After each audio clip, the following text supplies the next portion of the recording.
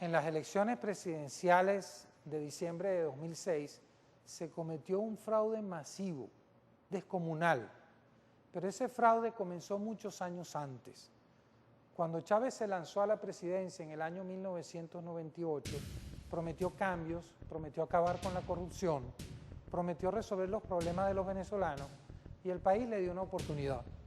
Pero en lugar de hacer eso, se dedicó a promover un modelo castrocomunista, a perseguir a la oposición, a exportar un modelo contrario a la identidad nacional por toda América Latina, y eso le fue quitando respaldo popular. En realidad, el fraude del año 2006 comenzó con la Asamblea Constituyente. El verdadero objetivo de la Asamblea Constituyente no era redactar una constitución, era acabar con los poderes públicos y sustituirlo por funcionarios afines a la revolución. De esta manera, tomó el control de todo. Con el poder legislativo en la mano, promulgó leyes que restringieron la libertad de expresión, la libertad económica, la libertad de protesta. Paralelamente, el régimen creó unos grupos paramilitares armados, protegidos por el Estado, con el objetivo de amedrentar a la oposición, inclusive atacarlos con las armas. De esta manera se fue creando un ambiente donde se fue destruyendo la democracia, la libertad, la libre expresión. El control de PDVSA le suministró al régimen una chequera inagotable para financiar sus proyectos internacionales, pero también para promover su proyecto personal, no el beneficio del país. El control del Consejo Nacional Electoral le permitió al régimen imponer una cantidad de condiciones inaceptables que invalidan cualquier elección. Un registro electoral inflado, amañado, unas máquinas electrónicas para votar totalmente manipulables, un sistema de conteo inauditable, unas máquinas cazahuellas que eliminan el secreto del voto, en fin, crearon todas las condiciones para un resultado final favorable al régimen.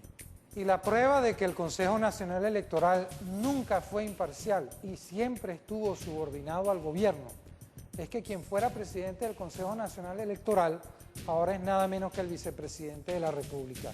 El grupo de investigadores de la Universidad Central de Venezuela, que yo coordino, comenzó a examinar particularmente las deficiencias que tenía el registro electoral.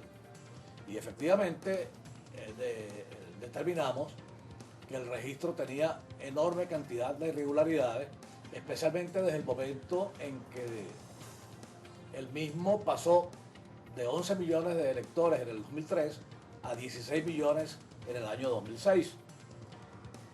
Ese registro tenía una serie de problemas que fueron denunciados públicamente por distintos medios, especialmente en lo que se refiere a electores con doble, 3 y 4 cédulas de identidad, a la nacionalización de extranjeros como venezolanos sin cumplir los requisitos, problemas en la identificación de los electores, problemas en su ubicación física y problemas en las fechas de nacimiento que se repetían e incluso enorme cantidad de personas que vivían en el mismo lugar.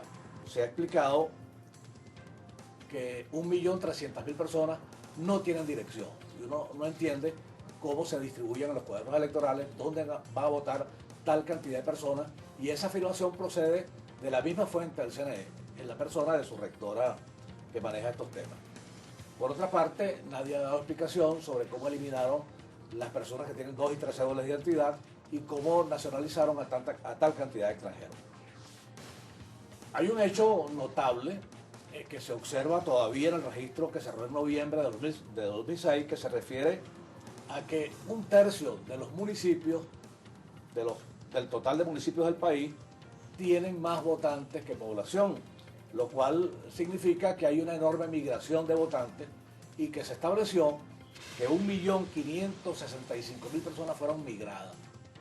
Como consecuencia del trabajo de auditoría, entre comillas, que hizo el CNE, aparecen 1.339.123 nuevos electores y fueron borrados 106.000 personas.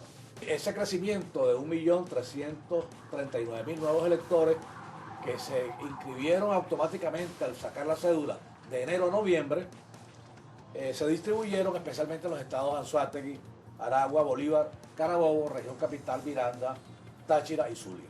Es de hacer notar también que 1.270.000 personas, sus registros fueron cambiados sin solicitar permiso del titular. Fueron cambiados los nombres, las direcciones, los apellidos e incluso la fecha de nacimiento. Pudimos registrar con las cifras oficiales del CNE que 178.000 personas se les cambió la fecha de nacimiento. Eso lo hicieron para poner de manifiesto que la denuncia que se hizo de personas que habían nacido el mismo día, el mismo estado, con el mismo nombre, fueron eliminados. Pero una vez que nosotros revisamos la información, nos dimos cuenta que efectivamente esa cantidad de personas habían sido cambiadas la fecha de nacimiento, se habían regularizado, pero sin embargo se les olvidó borrar a 1.336.000 personas que habían nacido el mismo día, a la misma hora, en el mes de octubre. Y cuando se observan las cifras, en estos cuadros podemos observar que efectivamente el mes de octubre tiene un crecimiento que no fue corregido, de tal manera que la irregularidad del sistema electoral continúa. Lo mismo ocurre con las personas que tenían muchas edades, es decir, más de 100 años, no las eliminaron. Aquí podemos ver que existen personas que nacieron en 1790, en 1850, es decir que las 39.000 personas que tenían más de 100 años de edad, se eliminaron unas pocas, pero ahí están en el registro electoral, lo cual significa pues que el sistema sigue teniendo problemas en su formulación.